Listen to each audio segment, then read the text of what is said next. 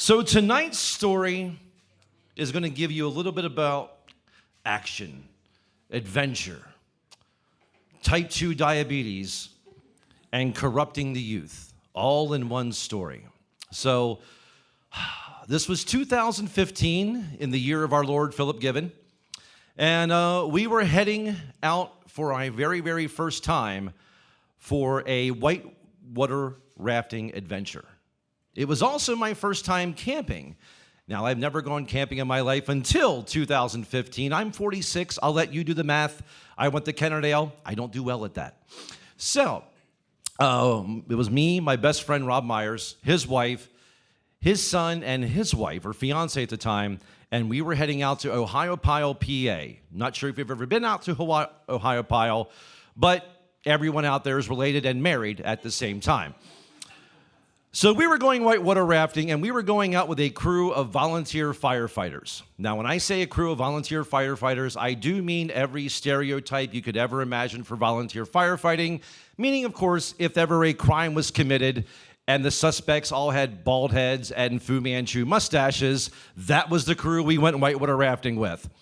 Also, this was not the fittest of firefighters. Every hour on the hour, we made a stop for fast food. I believe we hit the Burger King, a Wendy's, and a McDonald's every hour on our way to Ohiopyle.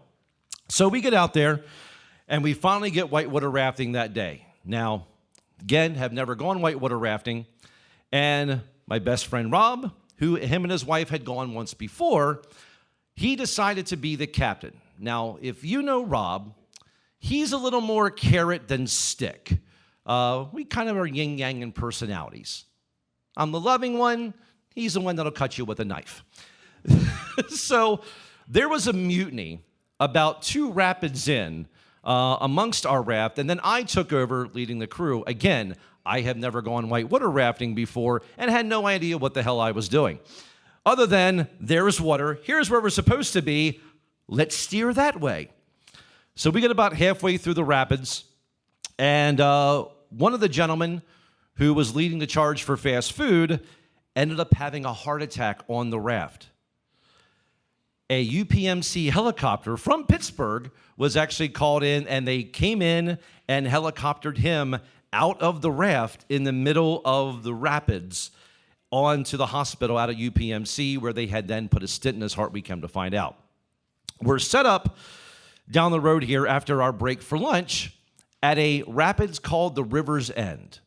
Now, this is a very, very unique rapid. You had to be set up in line just perfectly because as you approach the rapid, there was a down tree, not just a down tree branch, a down tree that protruded out of the water.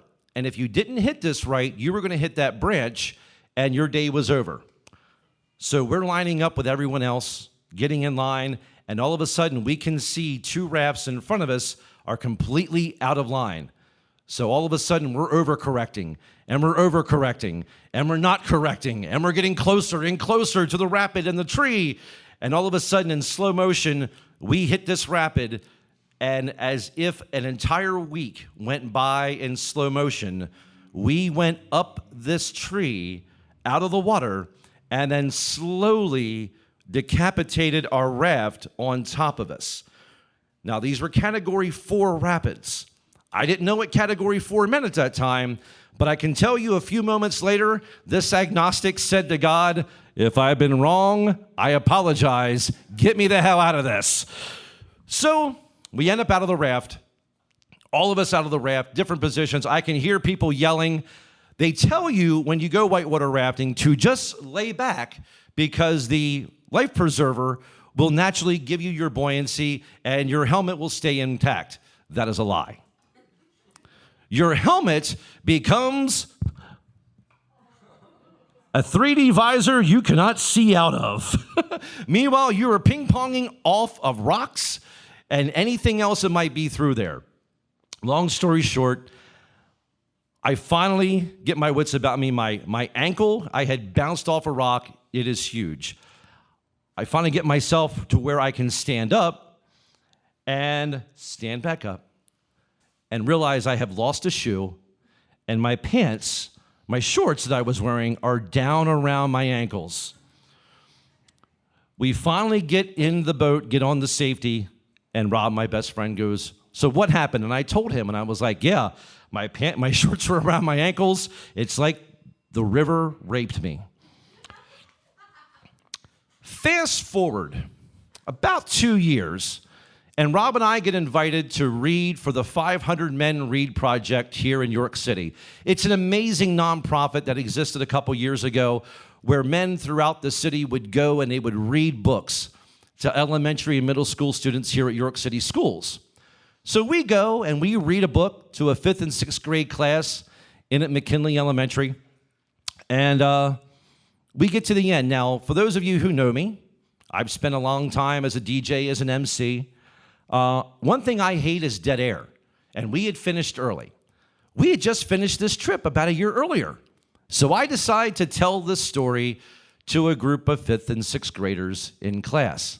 When I get to the part about the shorts being around my ankles, knowing my audience, that I can't say the river raped me, so I instead say, "So it's like the river and I had a bad date." Immediately, the teacher who's at the back of the class, who's been busy grading papers, not really paying attention to a damn thing we've said, looks straight up like a shot just went off in the room.